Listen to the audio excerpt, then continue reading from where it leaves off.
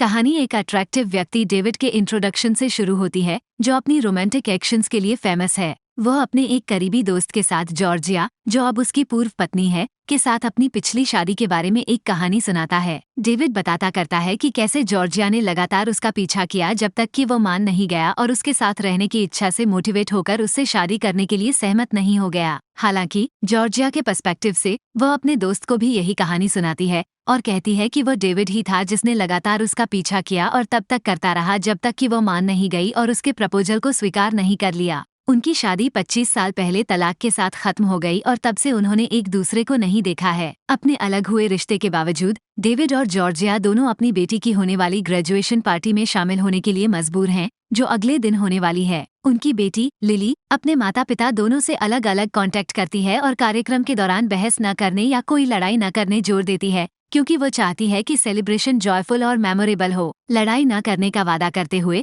दोनों माता पिता अपनी बेटी की खातिर अपने मतभेदों को दूर करने पर एग्री हो जाते हैं। फिर कहानी लिली और उसके दोस्तों पर शिफ्ट हो जाती है, जो ग्रेजुएशन सेरेमनी के बाद बाली आइलैंड की ट्रिप की तैयारी कर रहे हैं। पार्टी में हार्मोनी बनाए रखने के महत्व को दोहराते हुए लिली एक बार फिर अलग अलग अपने माता पिता के पास पहुंचती हैं। वो ये सुनिश्चित करने के लिए डिटरमिट हैं कि खुशी का माहौल बरकरार रहे। ग्रेजुएशन पार्टी के दिन डेविड और जॉर्जिया आते हैं और सबके सामने एक खुशहाल कपल का दिखावा करते हैं। वे अपनी बेटी से किए गए वादे को निभाते हुए बिना किसी लड़ाई के कार्यक्रम को निपटाने में सफल होते हैं। जैसे ही पार्टी खत्म होती है, लिली एक्साइटमेंट और एंटिसिपेशन से भरी हुई अपने दोस्तों के साथ बाली आइलैंड की ट्रिप पर निकल पड़ती है। अपनी बाली ट्रिप के दौरान समुद्र में तैरते समय लिली और उसकी सहेली को एक मुश्किल सिचुएशन का सामना करना पड़ता है जब उनकी नाव अचानक गायब हो जाती है। परेशान और अनिश्चित वो अपने लापता जहाज को ढूंढना शुरू करती हैं। अचानक एक दूसरी नाव दिखाई देती है जिस पर एक सुंदर लड़का सवार होता है। मदद के लिए बेचैन लिली और उसकी सहेली उससे मदद मांगती हैं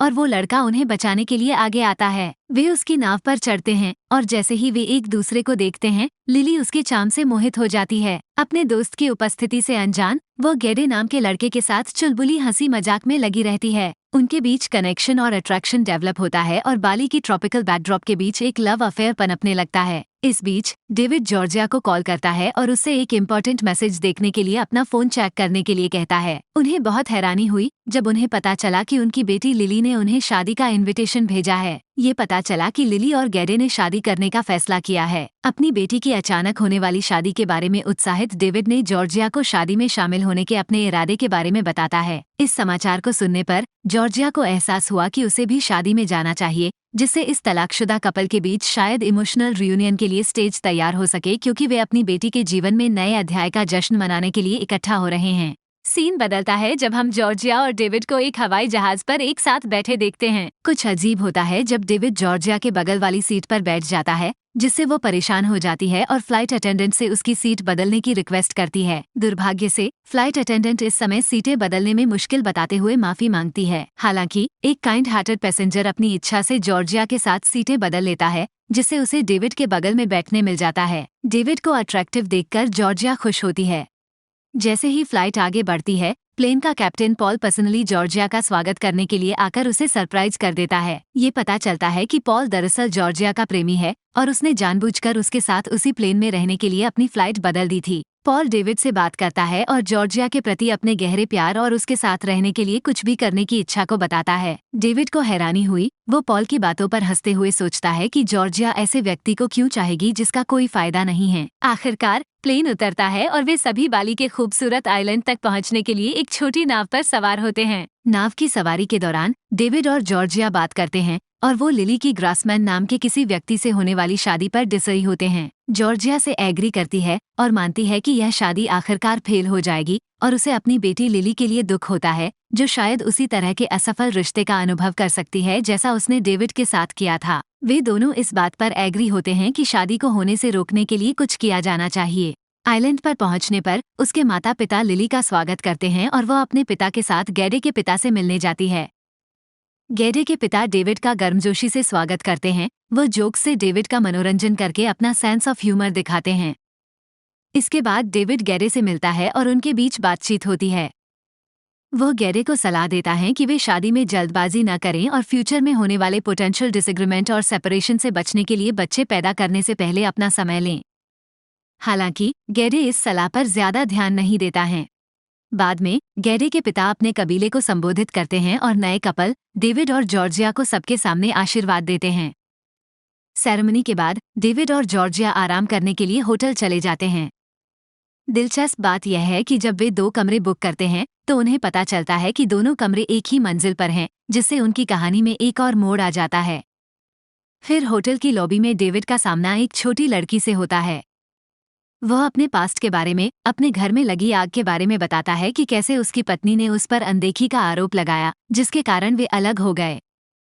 उसकी कहानी से प्रेरित होकर डेविड और जॉर्जिया गैरे और लिली की होने वाली शादी को रोकने के लिए सोच विचार करना शुरू करते हैं। डेविड ऑप्टिमिज्म और पेसिमिज्म के बारे में आइलैंड वालों की मान्यताओं को समझाता है और सुझाव देता है कि सगाई की अंगूठी चुराने से आइलैंड वासियों को यह विश्वास हो सकता है कि शादी अपशकुन है।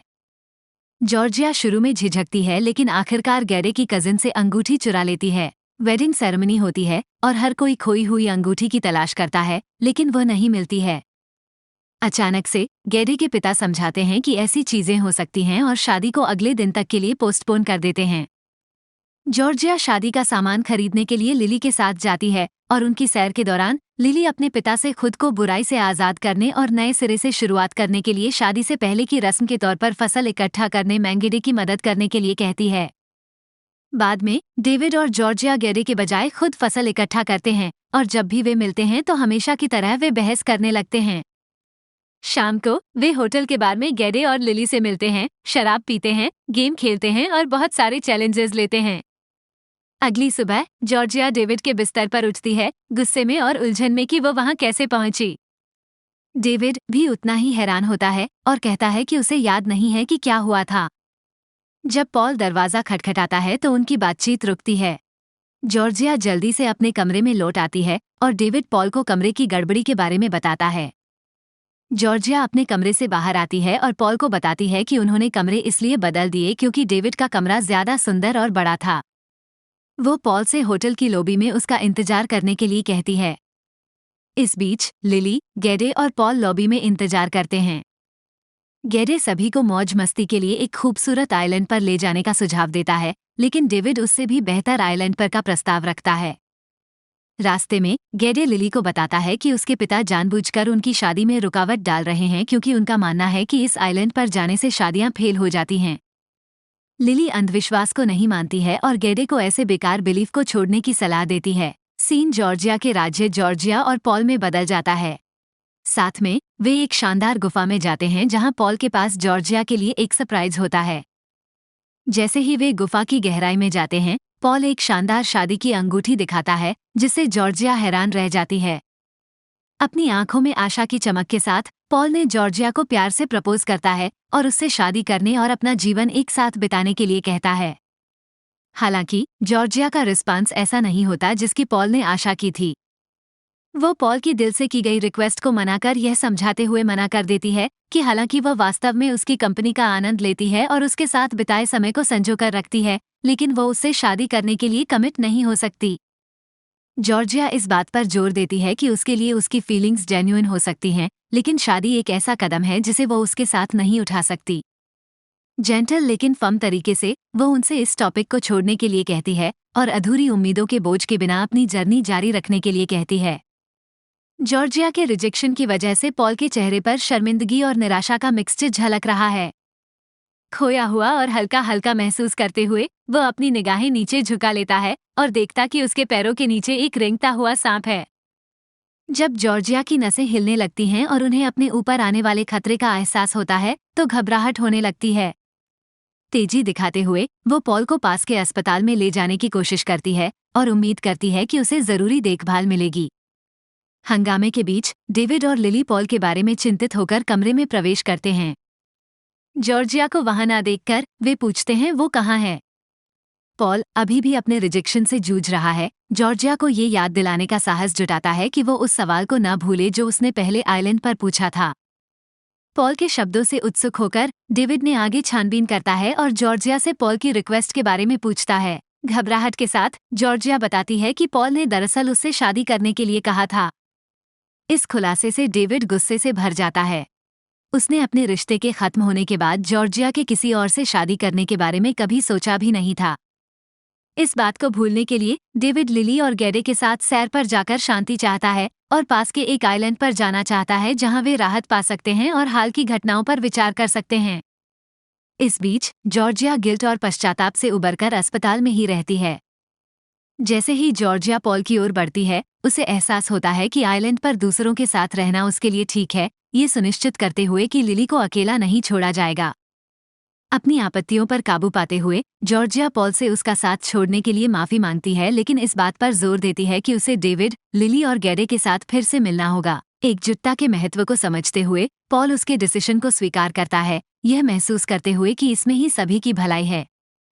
एक बार फिर से एकजुट होने पर ग्रुप में राहत की भावना छा जाती है। डेविड और गैरे मछली को पकाने के लिए आग तैयार करने के लिए लिली और जॉर्जिया को पीछे छोड़कर मछली पकड़ने के लिए निकल पड़ते हैं। जॉर्जिया काम संभालती है और आसपास की लकड़ियों का इस्तेमाल करके कुशलता से आग जलाती है। हालांकि उसके लाइटर मांगने से एक सरप्राइजिंग ट्विस्ट आता है। लिली ये देखकर हैरान हो जाती है कि उसकी सगाई की अंगूठी उसकी मां के बैग के अंदर छिपी हुई है। इस खुलासे से लिली के अंदर भावनाओं का सैलाब उमड़ पड़ता है, क्योंकि वो महसूस करती है कि उसके माता पिता उसकी शादी की योजना को फेल करने की कोशिश करके उसे धोखा दे रहे हैं। कंफ्यूज और हट होकर वो जॉर्जिया से भिड़ती है और उसके इस एक्शन के लिए एक्सप्लेनेशन मांगती है। जॉर्जिया लिली के रिएक्शन की इंटेंसिटी से हैरान होकर अपनी बेटी को आश्वस्त करने की कोशिश करती है कि उसके इरादे में उसका था और वह नहीं चाहती कि लिली का भी दिल टूटे, उसे जैसा पास्ट में जॉर्जिया का टूटा था और उसने दुख सहा था। गैरे मछली पकड़कर लौटता है। जॉर्जिया और लिली के बीच तनावपूर्ण माहौल देखता है। शांति से वो बताता है कि उसे इसके के बारे में पहले से ही पता था, लेकिन उसने चुप रहना ही बेहतर समझा। गैरे ने लिली के प्रति अपने अटूट प्रेम की पुष्टि करते हुए उसे आश्वासन देता है कि परिस्थितियां चाहे जो भी हों, उसके प्रति उसका कमिटमेंट कभी नहीं बदलेगा। वह एक नई अंगूठी खरीदने और उनके रिश्ते में शांति और प्यार लाने की उम्मीद करते हुए शादी के उनके सपनों को पूरा करने का वादा करता है। लिली और गैरे के आइलैंड से चले जाने के बाद जॉर्जिया और डेविड खुद को अकेला पाते हैं। जॉर्जिया के दुख को पहचानते हुए डेविड सांत्वना और सपोर्ट देता है। वो सारी जिम्मेदारी अपने ऊपर लेने की कसम खाता है और जॉर्जिया को आश्वस्त करता है कि वो जॉर्जिया पर ब्लेम नहीं आएगा और लिली के साथ उसके रिश्ते को नुकसान नहीं होना चाहिए। साथ में वे अपने द्वारा शेयर की गई यादों को संजोते हैं और अपने रिश्ते को सुधारने पर फोकस करते हैं।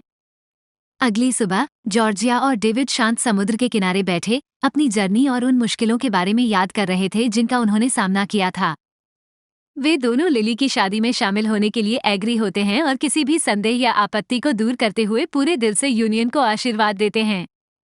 अपना अनकंडीशनल सपोर्ट देने के लिए डिटरमाइंड होकर वे अपने दिलों में खुशी के साथ उत्सव मनाते हैं। जॉर्जिया और डेविड एक नाव पर सवार होकर अपने शहर लौटने की तैयारी कर रहे हैं। वापसी की जर्नी पर जॉर्जिया ने डेविड को पॉल के साथ अपनी मुलाकात और उसके प्रपोजल को रिजेक्ट करने के दृढ़ निर्णय के बारे में बताती है। मुश्किल के इस क्षण में वे एक दूसरे की उपस्थिति में सांत्वना पाते हैं। उनके आपस में जुड़े हुए हाथ उन दूरियों को मिटाते हैं जिन्होंने एक बार पहले उन्हें अलग कर दिया था। कनेक्शन की एक नई भावना महसूस करते हुए डेविड और ज्यादा यादगार पल एक साथ बिताने के लिए उत्सुक होकर सजेस्ट करता है कि वे आइलैंड पर फिर से जाएं। जॉर्जिया एक नई शुरुआत के मौके को एक्सेप्ट करते हुए उत्सुकता से एग्री होती है। बिना किसी हिचकिचाहट के वे विश्वास की छलांग लगाते हैं और स्वागत कर रहे समुद्र में डाइव करते हैं और एक नए चैप्टर की शुरुआत करते हैं। एक दूसरे की बाहों में प्यार और खुशी को फिर से खोजने का मौका देने के लिए आभारी होते हैं। जैसे ही लहरें उन्हें वापस आइलैंड पर ले जाती हैं, उनके दिल खुशी और एंटिसिपेशन से भर जाते हैं। मुश्किलों और खुलासों से भरी इस जर्नी ने उन्हें फिर से एक साथ ला दिया है, जिससे वह लौ को फिर से जलेगी जैसे पहले चमकदार होकर जलेती थी। उनकी कहानी आशा की भावना और एक ऐसे भविष्य के वादे के साथ समाप्त होती है जहां प्यार सभी को जीत लेता है।